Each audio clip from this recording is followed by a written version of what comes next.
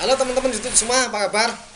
Semoga semua sehat, rezeki lancar dan dimana saja dilindungi Allah Subhanahu Wa Taala. Gimana Om Tarno juga sehat? Wah, sehat, alhamdulillah. Sehat. Saya juga sehat Om. Dan wah.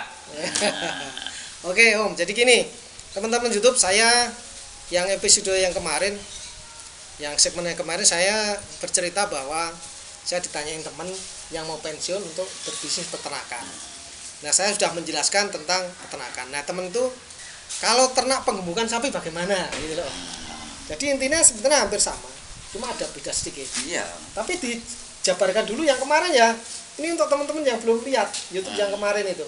Oh iya. Kunci sukses beternak ya. Peternak. Nah, ini kunci sukses beternak penggemukan sapi. Hampir sama. Oke Om ya. Jadi pertama kan kemarin kita udah bahas ya Om ya, hobi ya Om ya. Hobi. Jadi kalau hobi itu bekerja itu kerja keras, capek itu tetap senang, tetap semangat. Hobi itu karena nanti senang. kelanjutannya jadinya senang. Nah, oke. Jadi hobi karena beternak itu hobi, seandainya rugi-rugi sedikit masih bertahan. Oh iya, karena hatinya itu senang dulu. Jadi berkelanjutan. Iya. Sekarang mungkin rugi, besok mungkin bisa untung. Gitu ya. Ya enggak pasti terus kok mosok rugi. Kan ya enggak mungkin. Sewaktu-waktu mesti ada laba. Mosok rugi terus ya. Kalau kemarin Om Tarno bilang gini, Apa? Tuhan itu pasti tahu. Orang berusaha itu pasti akan dikasih. Oh lah iya, gitu kan, ya? Tuhan itu ndak nunak-nunak karo mati ya. Gitu, ya. Mesti engko dikasih rezeki gitu ya. Kasih yang rezeki udah dia. Cuman jalannya seperti itu. Oke, kemudian spirit yang kedua yang kemarin sudah kita bahas. Ada dulu pesan mbah saya. Iya. Kalau beternak itu ya kan harus punya pemikiran seperti itu. Kalau bau kotoran itu akan dapat uang. Kalau peternak loh ya. Iya. Peternak ini Dunia peternakan. Kalau bau wangi akan kehilangan uang. Iya. Kan wangi kan di mall-mall itu beli sana beli ya, ambil habis uangnya. Itu filosofinya mbah saya Om. Setuju nggak? Ya setuju. Jelas kok itu udah bisa dibuktikan. Iya terbukti ya. Jadi ya kan harus apa itu?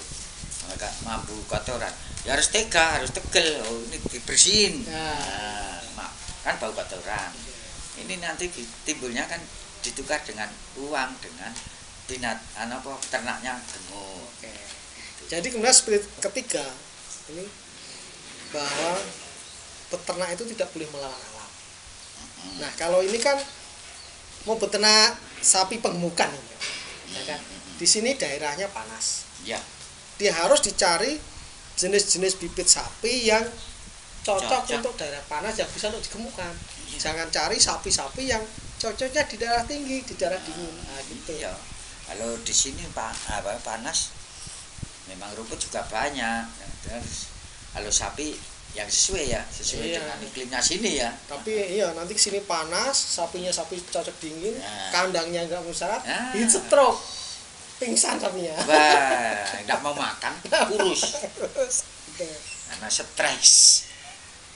Jadi kunci pengemukan sapi itu ya, sama dengan peternakan yang lain. Setelah spirit jiwanya ini udah bagus, orang aneh-aneh, orang ternak kok mau mencoba melawan alam kan nggak bagus. Wah, jangan. Ya kan, jiwanya bagus. Kemudian kedua, tadi kan spirit ya ada 3. Kedua itu pakan. Iya, itu. Beternak penggemukan sapi itu harus tahu pakan sapi yang bagus. Kalau bisa gratis, kalau nggak paling murah, ya kan? Tapi harus bisa menggemukkan sapi. Ya. Murah dan bisa sapinya bisa gemuk. Nah. Ya kalau daerah sini misalkan sini kan banyak tepung jagung. Ya, kan bagus. Rumput-rumput di tepung jagung nanti diproses menjadi pakan yang bagus. Bisa apa itu? Silasok kayak bisa pakan fermentasi kayak bisa pakan amoniasi apalah ya. Terus dari hasil panen. Ya, tadi ada bekato lah. Ada mungkin beli brand-brand dikit nggak apa-apa lah ya, untuk campuran. Ya, untuk onggok lah. Merang apa itu jerami ya. Jerami itu kan juga bisa untuk makan tuh murah tapi juga bagus. Nah, jadi peternak penggemukan itu harus tahu ilmu pakannya. Dia harus kasih pakan tuh konsentratnya berapa, hijauannya berapa, silasanya berapa.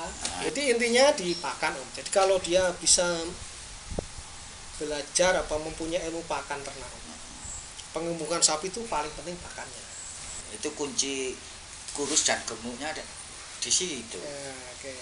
Walaupun sesuai kalau makanannya nggak bagus ya nggak bisa. Kunci ketiga ini Om.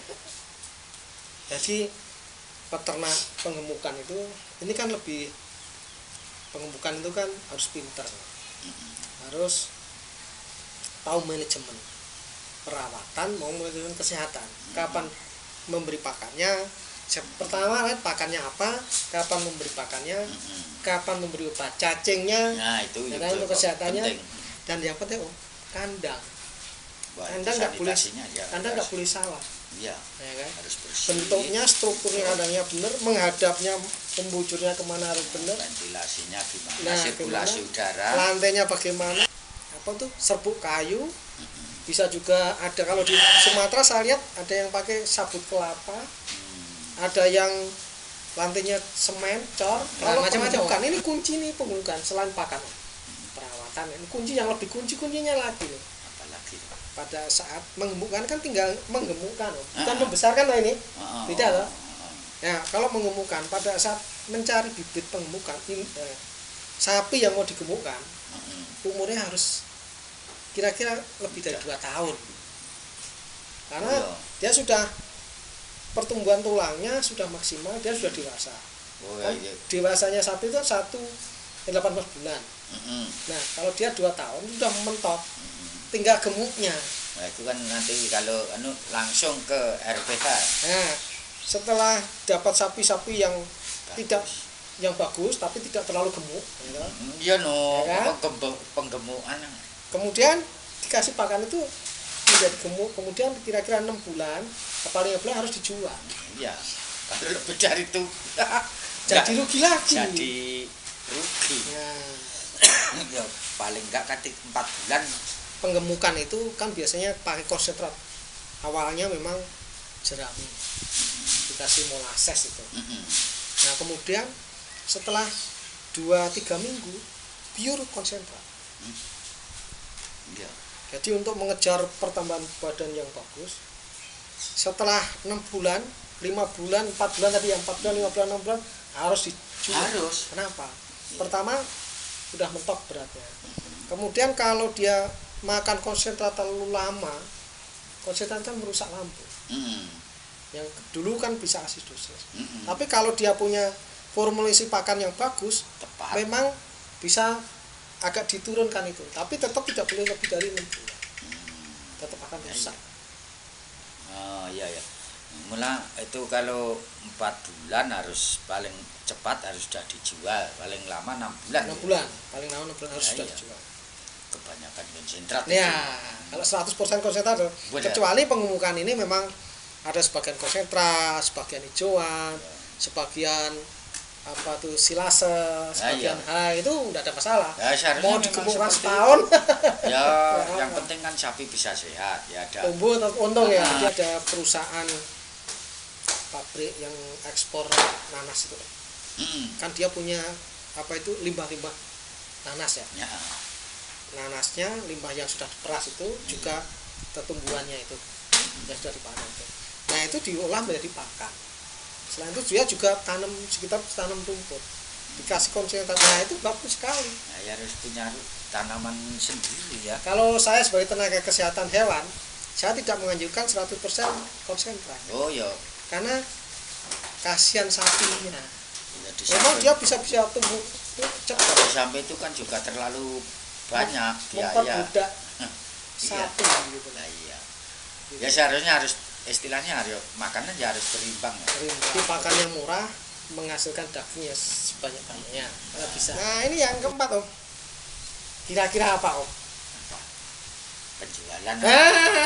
Penjualan. Jadi gini. Kan, setelah tadi spirit ya, orang harus punya tekad, pakannya ada, ya, kemudian milih sapinya tidak salah, milih umurnya tidak salah, setelah hasilnya bagus penjualannya. Nah, penjualan itu yang menentukan. Gimana? Ya, ya kita cari penjual yang berani. Pembeli yang berani. Pembeli yang tinggi atau langsung masuk ke pemotongan. Tapi gini Om, ada pengalaman beberapa kandang tuh. Sapinya bagus, kandangnya bagus, sapinya bagus. Setelah besar dijual, dibeli sama orang, tapi nggak dibayar. Ya itu. Jadi sapi tidak dibeli dengan uang, tapi dibeli dengan abab nek Rojo. Ya abab itu dengan suara doang. Nah, diumpak. Sapimu tak beli 40 juta satu ekor, tapi tidak ada uangnya. Itu yang bikin bersuara. Ya makanya kalau menjual itu jangan mintanya ya kalau harga tinggi itu ya memang yang diinginkan, tapi yang penting itu kan kita jual dengan harga sekian tapi saya udah laba. Hitungannya aku udah laba sekian. Masuk ya. Hitungan gitu ya. Harus tuh itu. Nggak terlalu ngoyo ya. Ngoyo bisa-bisa buntung. Iya, cuma ditipu orang ya. Nah, gitu seperti itu. Dan kalau bisa ya yang beli itu kalau ya yang orang sudah terpercaya ya. Bisa dipercaya. Orang yang namanya baik, reputasinya bagus. Nah, gitu. Syukur-syukur dibayar tuh cash.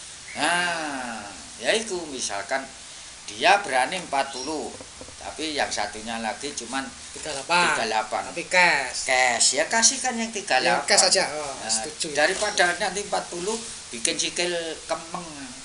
Sana sikil kemeng itu bahasa Indonesianya apa? Capek ya. Capek lah.